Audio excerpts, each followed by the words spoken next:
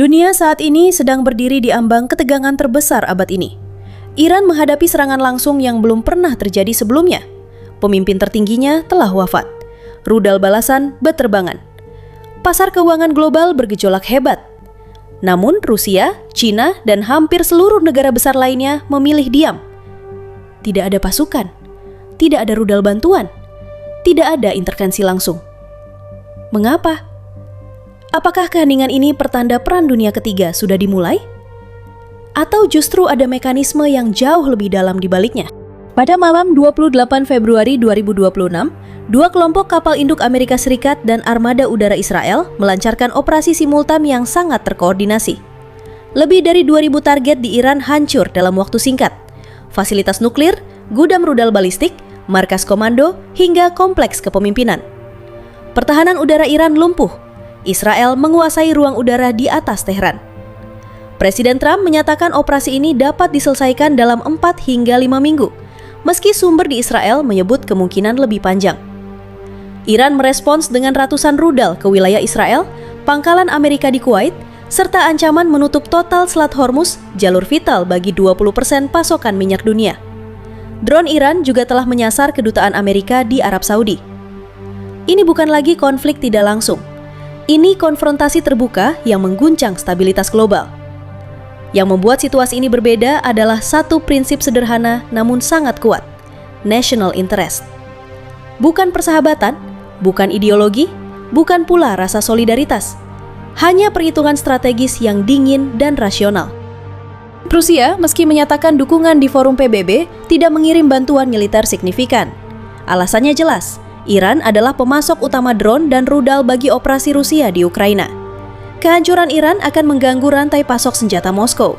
Lebih dari itu, Rusia tidak ingin perang di Timur Tengah mengalihkan fokus Barat dari front Ukraina. Jadi, Moskow memilih peran mediator demi kepentingan nasionalnya sendiri. China, melalui pernyataan Xi Jinping, hanya menyerukan diplomasi. Beijing bergantung pada pasokan minyak murah dari Teluk dan perdagangan besar-besaran dengan Amerika dan Eropa. Intervensi langsung berisiko merusak rantai pasok global dan ekonomi dalam negeri yang sedang dalam tahap pemulihan. Prioritas strategis China saat ini adalah Taiwan, bukan konflik di Timur Tengah. Negara-negara Teluk seperti Arab Saudi, Uni Emirat Arab, dan Qatar, meski khawatir dengan Iran, justru meminta Amerika agar tidak menggunakan wilayah mereka. Satu serangan balasan ke fasilitas minyak Aramco atau pelabuhan Dubai bisa mengguncang fondasi ekonomi dan stabilitas rezim mereka.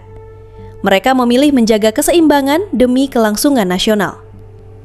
Eropa hanya mengeluarkan pernyataan kecaman dan ajakan dialog, khawatir akan gelombang pengungsi dan lonjakan harga energi. Negara-negara Global South, termasuk India dan banyak negara Afrika, memilih netralitas total, fokus pada pembangunan domestik mereka sendiri. Inilah yang Hans Morgenthau jelaskan dalam karya klasik Politics Among Nations. Negara tidak memiliki teman permanen, hanya kepentingan nasional yang didefinisikan dalam kerangka kekuasaan. Lalu, apakah ini awal dari Perang Dunia Ketiga?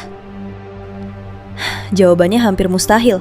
Senjata nuklir telah menciptakan keseimbangan ketakutan yang sangat kuat. Amerika Serikat dan Israel memiliki kemampuan nuklir yang mapan, sementara Iran belum mencapainya. Semua pihak menyadari bahwa eskalasi ke level nuklir tidak akan menghasilkan pemenang, hanya akan menghasilkan kehancuran bersama. Teori neorealisme Kenneth Waltz menegaskan bahwa negara-negara besar selalu melakukan perhitungan risiko dengan sangat hati-hati.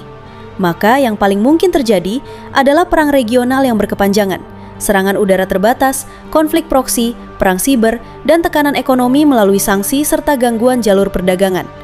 Pada akhirnya, diplomasi kemungkinan besar akan menjadi jalan keluar, bahkan mungkin membuka perluasan kesepakatan Abraham Accords atau perjanjian Abraham kembali terulang seperti yang dilakukan Trump tahun 2020 silam. Dampak bagi Indonesia jelas, kenaikan harga energi, inflasi, dan gangguan rantai pasok. Namun ini bukanlah akhir dari peradaban. Dan inilah plot twist yang sering luput dari perhatian. Keheningan dunia yang kita saksikan bukanlah tanda ketakutan atau ketidakpedulian.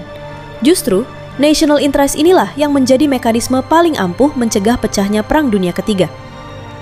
Ironisnya, apa yang terlihat sebagai pengkhianatan atau pengabaian terhadap Iran sebenarnya adalah bentuk keseimbangan kekuasaan yang menjaga perdamaian global. National interest menciptakan perdamaian dingin baru di mana konflik tetap terlokalisir dan perubahan tatanan dunia terjadi melalui perhitungan strategis, bukan melalui perang total. Dan inilah dunia paradoks paling elegan dalam geopolitik modern. Apakah Anda melihat pola yang sama? Tulis pendapat Anda di komentar. Jika konten ini memberi Anda perspektif baru, like dan bagikan sebanyak-banyaknya. Subscribe serta nyalakan lonceng untuk update berikutnya. Terima kasih telah mengikuti hingga akhir. Tetap tenang, tetap waspada.